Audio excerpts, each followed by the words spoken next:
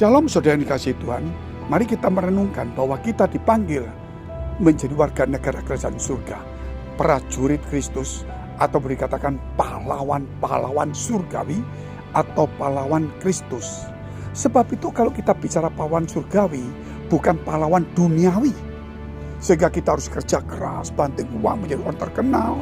Saudara, bukan itu. Tapi bagaimana kita meninggikan Tuhan dalam hidup kita. Mencerminkan bukan harta kita, jabatan kita, tetapi kemuliaan Tuhan. Contohnya Daniel, walaupun dia Perdana Menteri, dia tidak mencerminkan kemegahan, kekayaan, kehebatan jabatannya. Tapi dia mencerminkan bagaimana dia takut akan Tuhan dan berdoa menyembah 3 kali sehari dengan menghadap Yerusalem. Terlebih sebagai seorang pahlawan Kristus, jangan lagi menjadi pahlawan dari satu denominasi gereja atau Kristen. Contoh saya dari denominasi mungkin Advent, Katolik, Protestan, Pentakosta, atau karismatik atau apa saja.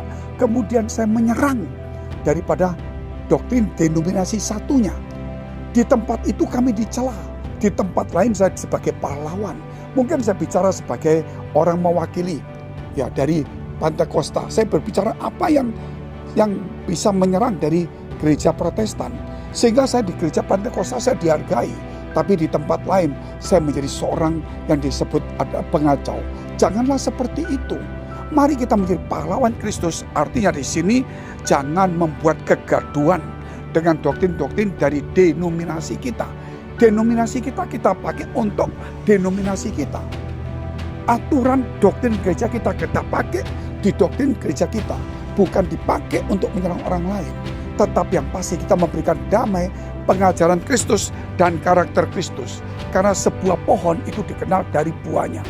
Sebab itu kalau kita bicara tentang baptisan, tujuan baptisan bukan membersihkan kenajatan jasmani, namun memohonkan hati nurani kepada Allah. 1 Petrus pasal 3 ayat 21. Artinya di sini kalau kita membaptis bukan supaya orang itu selamat. Kalau kita bicara baptisan itu menyelamatkan, berarti Yesus itu mati di kayu salib itu tidak ada gunanya.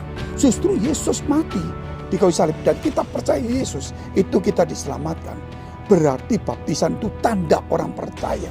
Supaya hati nurani kita menjadi murni.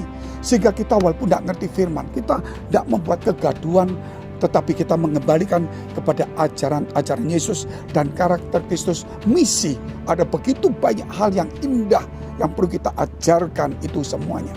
Demikian kalau kita bicara dalam kitab Yohanes pasal 4 ayat 1 dan 2. Dikatakan Yesus dan murid-muridnya membaptis banyak orang. Tetapi ayat 2 mengatakan bahwa toh demikian, Yohanes 4 ayat 2. Toh demikian Yesus tidak membaptisnya. Artinya di sini yang paling penting itu saudara baptisan dari Yesus, yaitu baptisan roh dan api. Sebab itu teman-teman, ayo kita kembali menjadi dewasa. Jangan membuat gaduhan dengan tumpang tangan, basaro, karunia-karunia yang mungkin bisa berbeda. Contoh saja saudara, kalau kita mau bicara tentang beberapa hal, kita harus hati-hati sekali. Mari kita mengajar orang berdasarkan supaya kita kalau punya Yesus, kita harus menjadi milik Yesus. Artinya kita bukan punya dan beragama dan menyembah Yesus, tetapi kita harus punya karakter Kristus. Kalau kita punya Roh Kudus, jangan cuma dibanggakan karunia-Nya. Karena punya karunia diusir oleh Tuhan karena kejahatan. Tapi kita harus menghasilkan buah daripada Roh Kudus supaya kita dimiliki oleh Roh Kudus. Itulah satu renungan. Jadi kita pahlawan Kristus, bukan pahlawan denominasi. Mari kita menangkan, jangan membuat gaduhan. Damai sejahtera diberikan. Tuhan Yesus memberkati.